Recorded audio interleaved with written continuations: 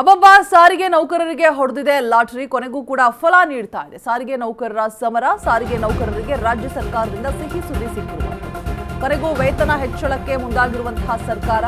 ಎಲ್ಲ 4 ನಿಗಮಗಳ ನೌಕರರ ವೇತನ ಏರಿಕೆ ಫಿಕ್ಸ್.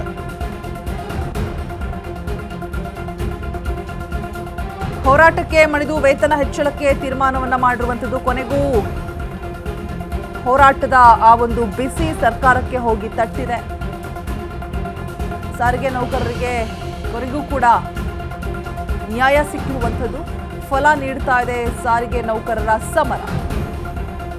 ರಾಜ್ಯ ಸರ್ಕಾರದಿಂದ ಹೊರಬಿದ್ದಿರುವಂತಹ ಆದೇಶ, ಕೊನೆಗೂ ಕೂಡ ವೇತನ ಹೆಚ್ಚಳ ಮಾಡಬೇಕು ಅಂತ ಹೇಳ್ಬಿಟ್ಟು ಫೈನಲ್ ಆಗಿ ಆದೇಶ ಹೊರಡಿಸಲಾಗಿದೆ.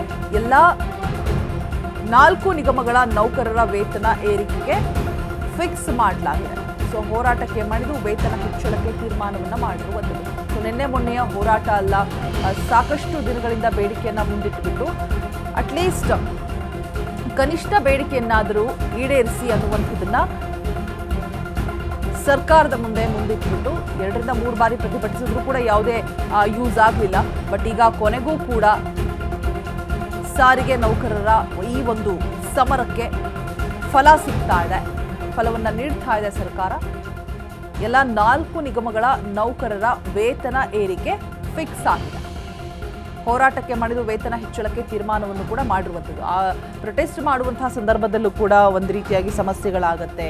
ಇನ್ ಕೇಸ್ ರಜೆಯನ್ನು ಹಾಕಿ ಎಲ್ಲಾದರೂ ಬಂದ್ ಮಾಡೋದಕ್ಕೋ ಪ್ರೊಟೆಸ್ಟ್ ಮಾಡೋದಕ್ಕೋ ಹೋದರೆ ಅಲ್ಲಿ ವೇತನವನ್ನು ಕಡಿತ ಮಾಡಲಾಗತ್ತೆ.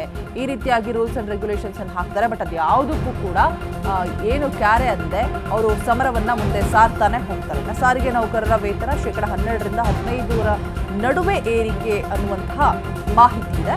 ಶೀಘ್ರದಲ್ಲಿ ಅಧಿಕೃತ ಆದೇಶ ಕೂಡ ಹೊರಬೀಳುವಂತಹ ನಿರೀಕ್ಷೆ ಕೂಡ ಇದೆ. ಆದರೆ 2024ರ ಜನವರಿ 1ರಿಂದ ಅರಿಯರ್ಸ್ ಸಿಗೋದಿಲ್ಲ.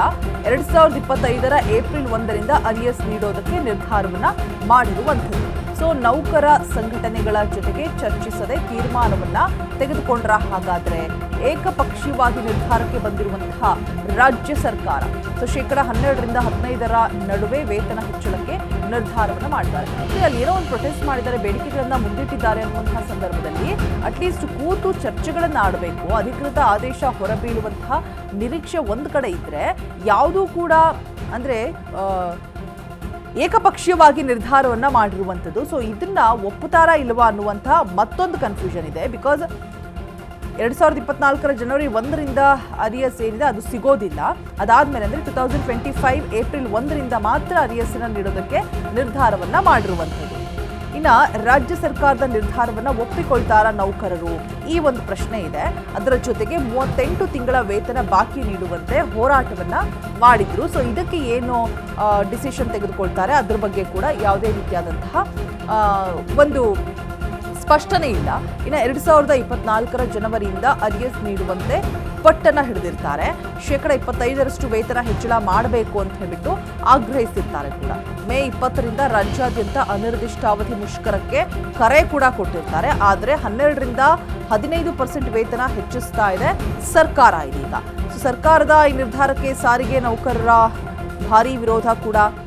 ಹೋರಾಟ ಮುಂದುವರಿಸೋದಕ್ಕೆ ಸಾರಿಗೆ ನೌಕರರು ತೀರ್ಮಾನವನ್ನ ಮಾಡ್ತಾ ಇದ್ದಾರೆ. ಒಂದು ರೀತಿಯಾಗಿ ಓಕೆ ಮಾಡಿದ್ವಿ ಅಂದರೆ ಪ್ರೊಟೆಸ್ಟನ್ನು ನಿಲ್ಲಿಸೋದಕ್ಕೆ ಅವ್ರಿಗೇನೋ ಸಮಾಧಾನಕರವಾಗಿ ಒಂದು ಮಾಡಿದ್ವಿ, ವೇತನ ಇನ್ಕ್ರಿಮೆಂಟ್ ಅಂತ ತೋರಿಸೋದಕ್ಕೆ ಮಾಡ್ದಂಗಿದೆ ಇದು.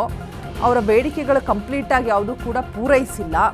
12 ರಿಂದ 15% ವೇತನವನ್ನು ಹೆಚ್ಚಿಗೆ ಮಾಡ್ತಾ ಇದ್ದಾರೆ ಅಷ್ಟೇನೆ. ಸೊ ಮತ್ತೆ ಹೋರಾಟವನ್ನು ಮುಂದುವರಿಸುವುದಾಗಿ ಸಾರಿಗೆ ನೌಕರರು ಒಂದು ಕಡೆ ತೀರ್ಮಾನವನ್ನು ಮಾಡಿರುವಂಥದ್ದು. ಬಿಕಾಸ್ ಯಾವುದೇ ರೀತಿಯಾದಂತಹ ಚರ್ಚೆಗಳನ್ನು ಮಾಡದೆ ಏಕಪಕ್ಷೀಯವಾಗಿ ನಿರ್ಧಾರವನ್ನು ತೆಗೆದುಕೊಂಡಿರುವಂಥದ್ದು ರಾಜ್ಯ ಸರ್ಕಾರ. ಅಟ್ಲೀಸ್ಟ್ ನೌಕರ ಸಂಘಟನೆಗಳ ಜೊತೆಗೆ ಚರ್ಚಿಸಿ ತೀರ್ಮಾನವನ್ನು ತೆಗೆದುಕೊಳ್ಬೇಕಿತ್ತು. ಏನೆಲ್ಲ ಬೇಡಿಕೆಗಳಿದೆ, ಅದರಲ್ಲಿ ಏನೆಲ್ಲ ಪೂರೈಸಬಹುದು ಅಂತ ಹೇಳ್ಬಿಟ್ಟು ಅದ್ಯಾವುದನ್ನು ಕೂಡ ಮಾಡಿಲ್ಲ. ಸೊ ಹಾಗಾಗಿ ಮತ್ತೆ ಪ್ರೊಟೆಸ್ಟ್ ಮಾಡೋದಕ್ಕೆ ನಿರ್ಧಾರವನ್ನು ಮಾಡಿರುವಂಥದ್ದು.